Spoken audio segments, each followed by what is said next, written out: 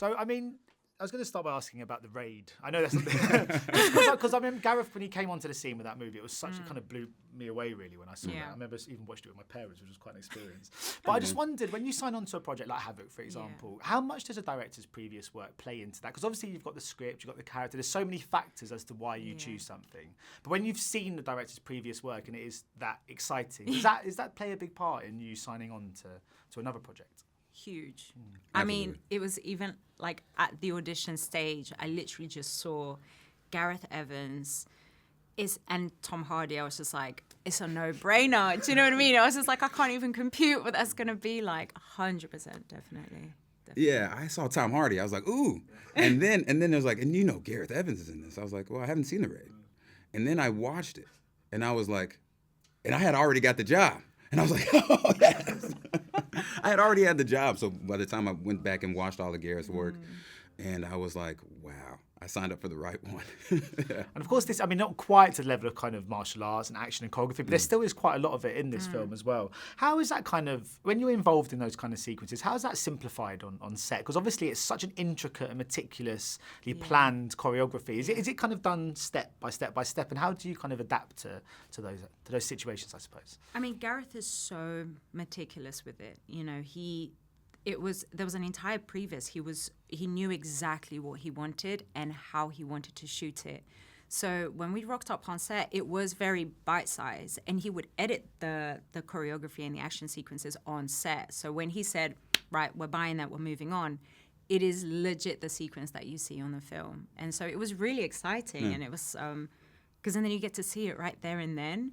So, yeah. Yeah, the shots just lined up so perfectly. He just drops him right into his system, and you can see the shots right out of the can, previs, shots right out of the can. And so you know what the next shot is. You know what you have to do. Yeah. Jude had all of his players just boom, boom, boom. Everybody was perfect on set.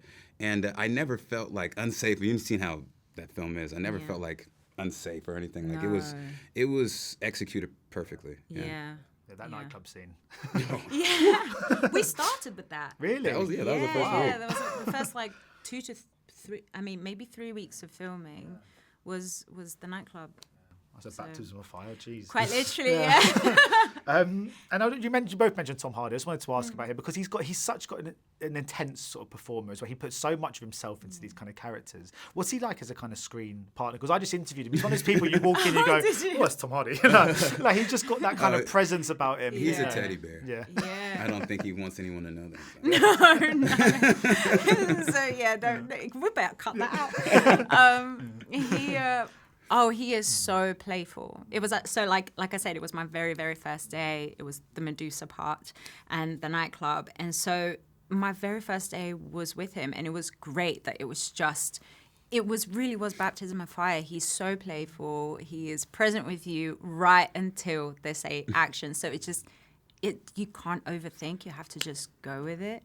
So, yeah. And it's a good way to balance it out, too, because if you're doing such intense stuff, such intense drama on screen, to have somebody who's really, joyful and playful between the setups and stuff like that helps out. And also, we went and rolled with him, in between sets and stuff like that. She rolled with him a lot. So it's just like, he's always like trying to keep active, and I think that's why he's such like a visceral performer. It always comes across in his performances. But it's so stylized as well. I love the kind of, there's one scene where the camera just spans onto the street, and every light that's lit is yellow, and the shadows, and it's got such a sort of distinctive vision, I think, that Gareth put into this movie. Can you tell on set, when you're on set, do you feel like you're in the world of Havoc? Was that often something that you appreciate more when you watch it back as an audience member? Or did it feel like stepping into the world that Gareth had kind of created? How was it? I mean, yeah, I gotta say, like especially if you get towards the end of the fishing shack, was like I walked in there, I couldn't tell like where I was sometimes. Am I on set? Am I in a real place? Like it was. The sets were incredibly like immersive. Incredible. And the Medusa set. Just huge. I couldn't tell. I was like, I walked out. I was like, oh my gosh, we're in a warehouse. Actually, it's not a nightclub. It was incredible. Just the most immersive sets. Some of the biggest sets I've ever got to work on. Yeah. Just incredible stuff. It was great. It really felt like you were. Production design was incredible, and costume as well. And so it was just it was so easy to tap into it, you know, and when you're doing all of those fighting sequences and stuff and adrenaline is pumping, you're just in it, like the emotional reality of the scene just takes care of itself, you know. And my final question, because obviously you mentioned it's playing on the big screen tonight, it's the premiere. It's out on Netflix, really, I think it's sort of next week, it's coming out on Netflix. I mean, because it's been quite a long journey, this film, to be here. Is it quite weird when you actually finally get here and it's like, oh, it's out, it's going to be out now? Like all of that thinking, all of that work, and actually there is that moment where it's kind of given to the world. Is that quite a strange feeling as actors when you kind of work on something and then it's there? Yeah.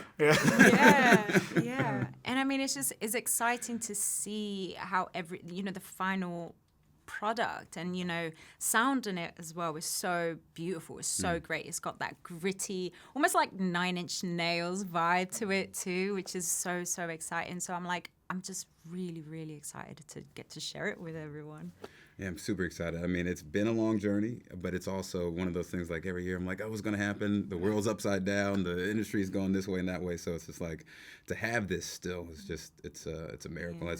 I just feel so lucky to be able to release this to everybody right now. Yeah, there's going to be a lot of whooping in the crowd tonight, I think. Yes. Hopefully I'm there too. Cheers. Thank you so much, guys. Much appreciated. Thank you. Ladies and gentlemen, you're watching Hey You Guys. Hey, you guys. Hey You Guys. Hey, that's what they all say. Hey You Guys. Hey, you guys!